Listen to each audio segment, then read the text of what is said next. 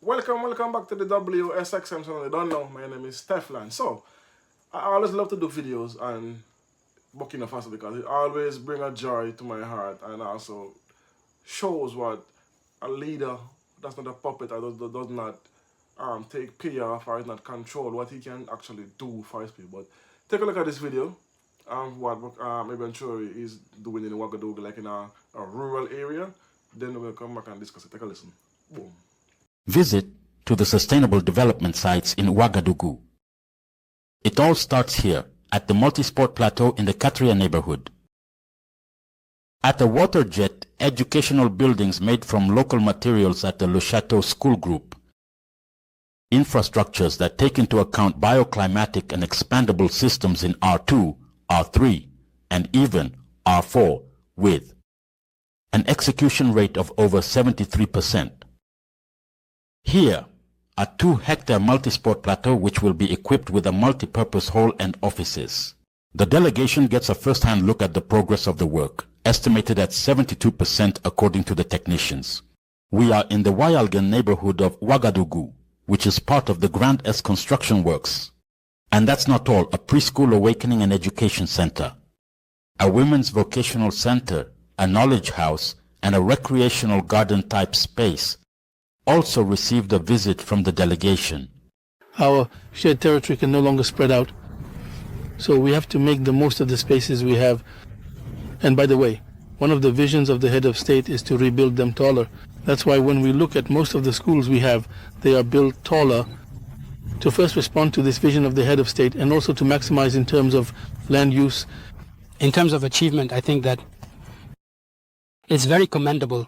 And these are achievements, equipment which fit well, we could say, with the vision that we currently have. Once these projects are completed, they will give a whole new look. The reception of these works is scheduled for the end of 2025. According to the municipal agency, for major works in Ouagadougou, these are quality structures that will be made available to the population. We're about 80% done with the work, and the timeline is roughly in the same range, around 83%. These are the companies we've selected, among many others. It's an open call for tenders. Then we said that we selected the best companies. There is no reason to doubt the quality of the work. About 52 billion CFA francs, that's a lot. Time allocated for the construction of these infrastructures. Attractive services to open up the peripheral neighborhoods of Ouagadougou and improve the living conditions of the people in the Burkinabe capital. So there you have it. This is a recreational center, like a community center basically.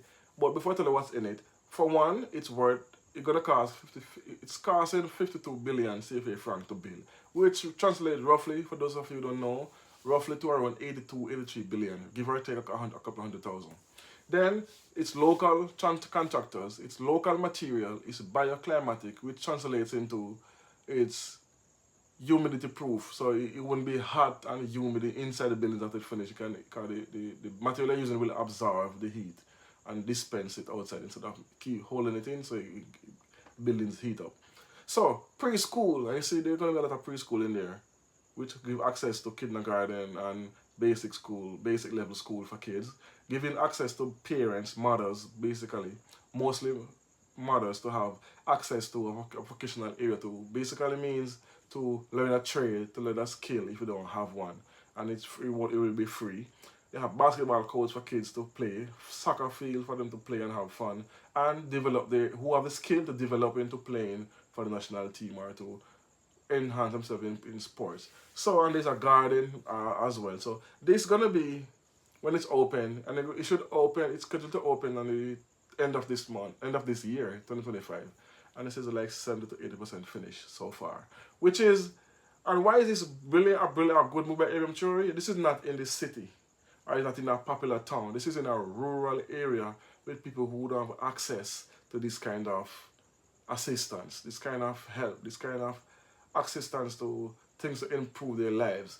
And this is why Ibrahim Traore is loved, because he does not do things to gain popularity. He do things out of the kindness and the goodness of his heart. He knows what his people need and he provides it. Most of the time, majority of the time, it's free of cost to his people. And how can he accomplish this? Because he took over 2 gold mines. Keep that in mind. He built factories to employ his people. So that means he don't have no loan to pay back to no IMF, World Bank, or do not aid money. So he does not answer to any politician. Like someone, like for instance, he want to build this, spend 80 million. No one can come and tell him, "Don't, that money we give is not for that," because he answers to no one.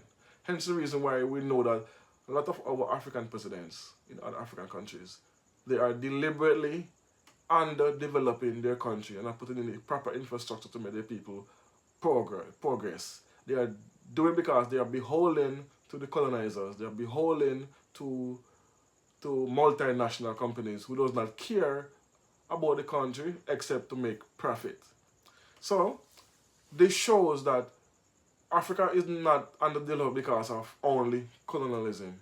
It's also underdeveloped because of greed, corruption from some of our presidents. Because Ibrahim Traore can do this. In 3 years, he's accomplished so much infrastructure put into place, so much things we have upgraded, renewed, new machines, new planes, new hospital, new schools.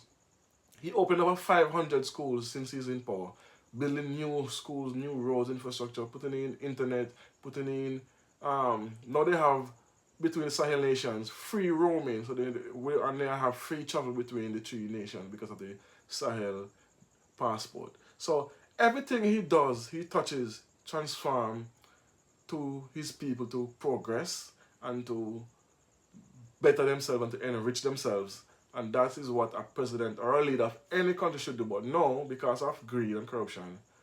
So we cannot solely blame colonization and slavery for some of what is happening to the continent. We have to blame our leaders as well for a lack of accountability, lack of responsibility, and not being being corrupted and being puppetized, like doing what the puppet master said. So I love this for Ibrahim Traore and for the people. And keep in mind, he's doing some of these major projects in rural areas, not only in the big city or in the capital or in the towns where tourists go. He's paying attention to his people in the rural areas. This is key.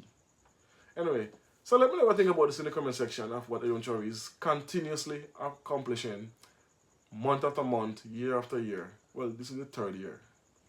So let's see what else he has in store for us going on later on the year. And I will always bring whatever new program or procedure you have going on. Always. Thanks for watching. Thanks for listening. Tell a friend, because I'm Shadaban. So spread the word for me as well. Boom.